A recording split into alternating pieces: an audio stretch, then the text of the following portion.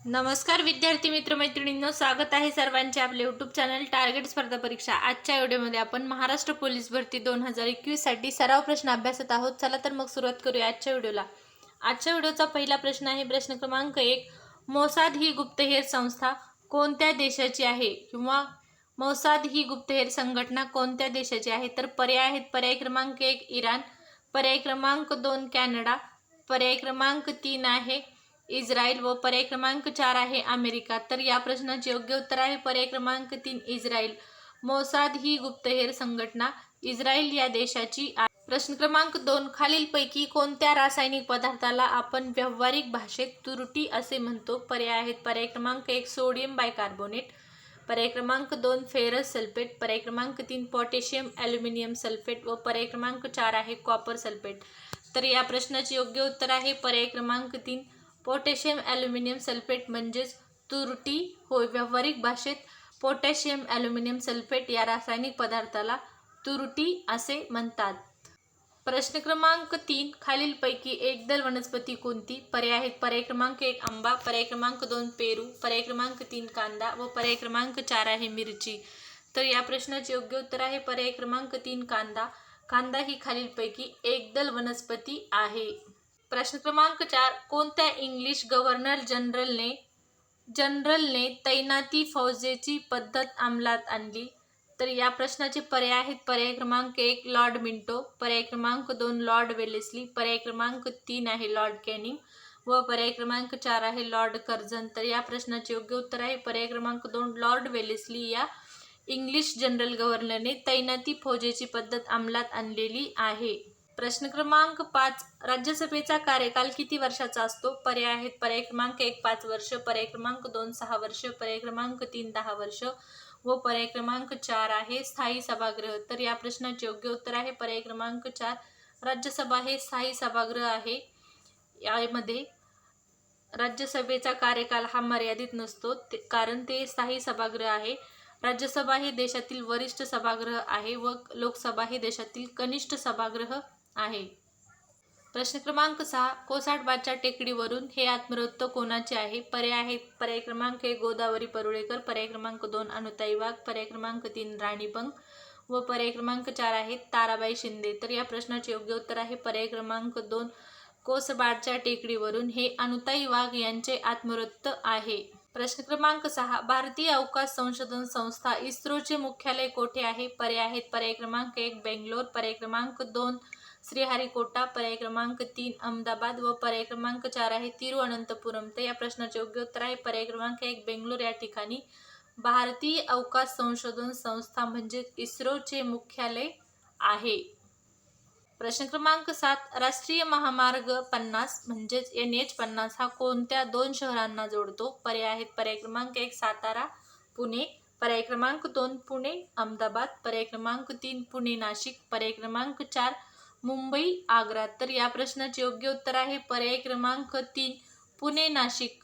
पुणे नाशिक या 2 शहरांना हा राष्ट्रीय महामार्ग म्हणजेच NH50 हा राष्ट्रीय महामार्ग पुणे नाशिक या 2 शहरांना जोडतो. प्रश्न क्रमांक 8. पेनल्टी कॉर्नर ही संज्ञा कोणत्या खेळाशी संबंधित आहे? पर्याय आहेत. पर्याय क्रमांक 1 क्रिकेट, पर्याय आहेत. पर्याय क्रमांक 1 क्रिकेट, पर्याय क्रमांक 2 हॉकी, पर्याय क्रमांक 3 बास्केटबॉल व पर्याय क्रमांक 4 आहे व्हॉलीबॉल.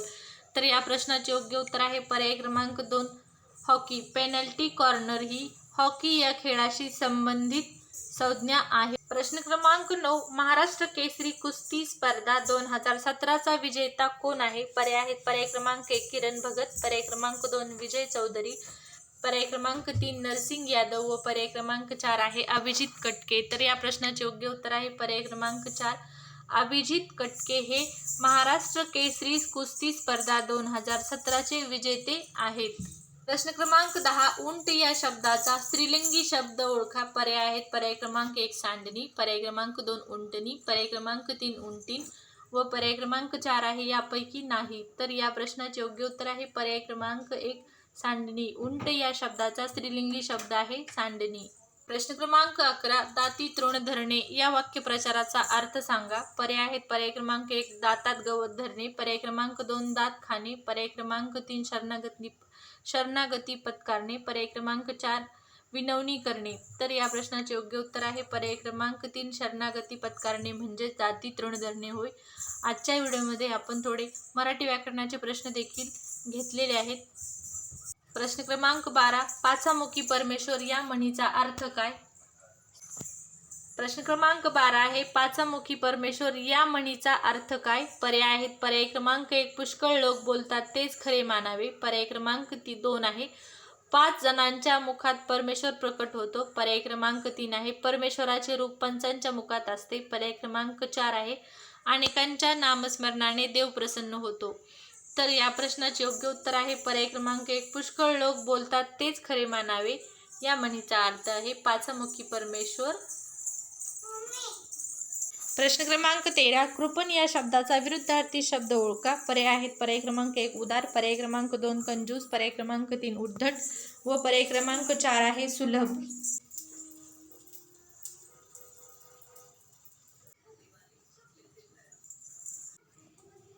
कृपण या शब्दाचा विरुद्धार्थी शब्द आहे उदार. प्रश्न क्रमांक 14, बरहुकूम हे शब्दयोगी अव्यय खालीलपैकी कोणत्या प्रकारातील आहे? पर्याय आहेत: पर्याय क्रमांक 1, व्यक्तिरेखावाचक. पर्याय क्रमांक 2, हेतुवाचक. पर्याय क्रमांक 3, योग्यतावाचक. पर्याय क्रमांक 4 यापैकी नाही. तर या प्रश्नाचे योग्य उत्तर आहे पर्याय क्रमांक 3, योग्यतावाचक. बरहुकूम हे शब्दयोगी अव्यय योग्यतावाचक शब्दयोगी अव्यय प्रकारात येते.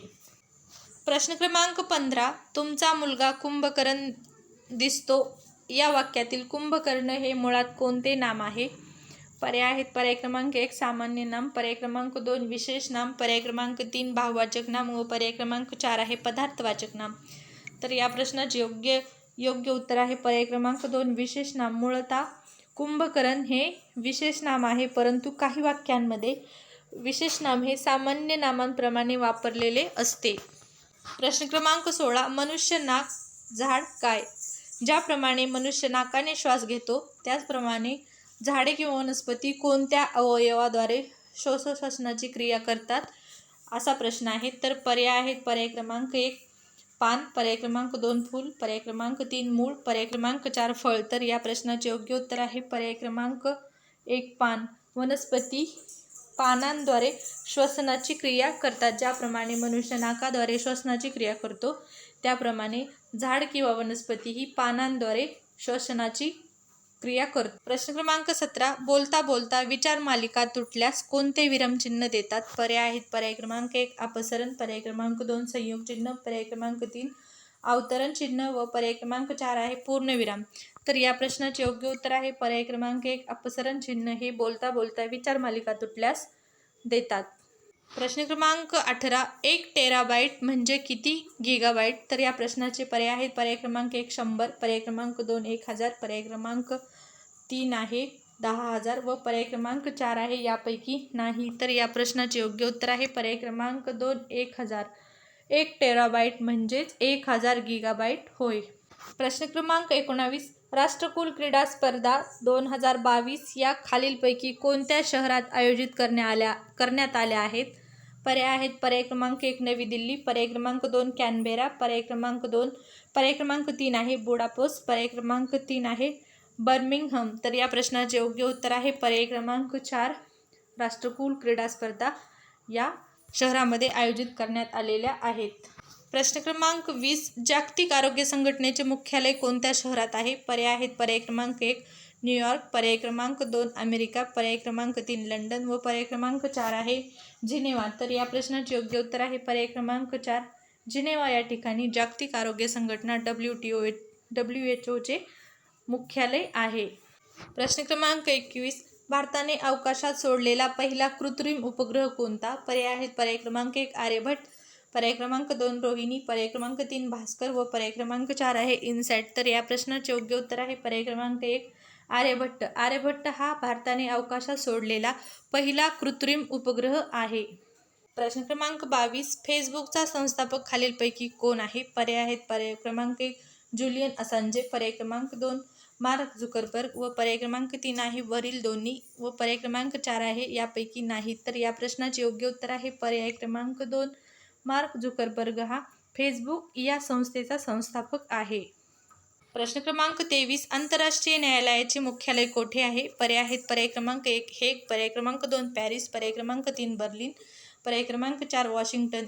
तर या प्रश्नाचे योग्य उत्तर आहे पर्याय क्रमांक 1 हेग या ठिकाणी आंतरराष्ट्रीय न्यायालयाचे मुख्यालय आहे.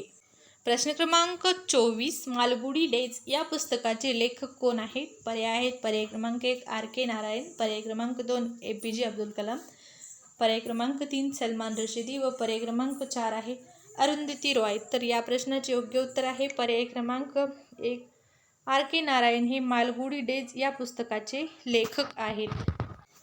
प्रश्न क्रमांक 25. या व्हिडिओचा शेवटचा प्रश्न. संतोष करंडक ही क्रीडा स्पर्धा कोणत्या खेळाशी निगडीत आहे? पर्याय आहेत पर्याय क्रमांक 1 हॉकी, पर्याय क्रमांक 2 क्रिकेट, पर्याय क्रमांक 3 फुटबॉल, पर्याय क्रमांक 4 बॅडमिंटन.